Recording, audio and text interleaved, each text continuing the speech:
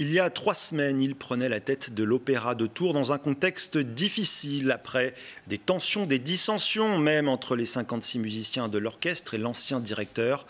Alors quel cap entend-il donner à cette institution Tourangelle? On en parle avec mon invité. Bonsoir Laurent Campellone. Bonsoir. Directeur général de l'Opéra de Tours. D'abord un mot rapide sur vous. Avant de venir chez nous, vous avez notamment été le directeur musical de l'Opéra et de l'Orchestre de Saint-Étienne. Vous êtes d'abord un musicien, donc un chef d'orchestre. C'est important de le dire parce que votre première mission en arrivant, ça a été d'apaiser, rassurer des musiciens en proie à la défiance vis-à-vis de leur ancien directeur général, Benjamin Pionnier. En quelques mots, qu'est-ce que vous avez fait pour apaiser ce climat ? Les rencontrer, dialoguer, essayer de comprendre ce qui a mené à cette situation un peu, enfin même totalement étonnante, que j'ai suivie de loin. Donc il y a une partie de diagnostic, les rencontrer, leur dire d'abord que je suis là pour que cette maison qui restait fermée retrouve une activité dans un contexte très particulier et nouer le dialogue avec eux. C'est ce que je m'attache à faire depuis 2 semaines et demie, bientôt 3 semaines que je suis arrivé. La saison, vous l'avez dit, forcément particulière, Covid oblige, une jauge divisée par 2. On a entendu le monde de la culture très inquiet pour sa survie. Est-ce que c'est aussi votre cas et comment vous allez faire pour tenir ? On va tenir d'une façon assez simple, c'est-à-dire que tant que notre établissement peut rester ouvert et accueillir du public, on met en place en ce moment les protocoles sanitaires les plus stricts en partenariat avec le professeur Bernard du CHU de Tours, qui est le chef de service des maladies infectieuses du CHU de Tours, et il nous aide à mettre en place les protocoles d'accueil du public, des artistes, des musiciens, du personnel les plus stricts. Donc ça, c'est le point de vue sanitaire. Ensuite, pour le reste, comme vous le disiez, la jauge est divisée par au moins 2. On a 970 places dans le théâtre. On va être à 380 personnes dans la salle.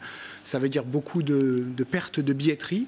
Ouais. Voilà, on est déjà aujourd'hui à autour de 900 000 euros qui nous manquent sur l'année 2020. On s'attend à ce que ces choses se poursuivent, cette billetterie soit atteinte de la même façon en 2021. C'est un vrai défi pour nos équipes d'absorber ce choc. Donc on est là-dessus, on est en train de travailler. Le message que je veux lancer au public ici, c'est que nous mettons en place d'ores et déjà, dès à présent, toutes les mesures les plus strictes avec le CHU pour vous accueillir dans les conditions parfaites de sécurité. Alors pour faire venir des artistes, notamment des artistes locaux, je crois, c'est un peu la tendance de cette saison-là qui se profile. Alors je ne sais pas ce que vous appelez locaux, en tout cas français. En tout cas français, parce que mon rôle, c'est aussi d'anticiper au maximum la crispation sanitaire, c'est-à-dire la fermeture des frontières ou des quarantaines qui vont être mises en place. Et je me dis que pour la saison 2021, qu'on va lancer dans quelques semaines, eh bien, je dois faire venir le maximum d'artistes qui vivent sur le sol français, qu'ils soient français d'ailleurs ou étrangers, peu importe, mais qui vivent sur notre sol en étant sûrs que eh bien, ils pourront circuler dans l'espace français, même si toutes les frontières se ferment, se bloquent. Ce sera quoi la patte Laurent Campellone, si je puis dire, pour cette saison ?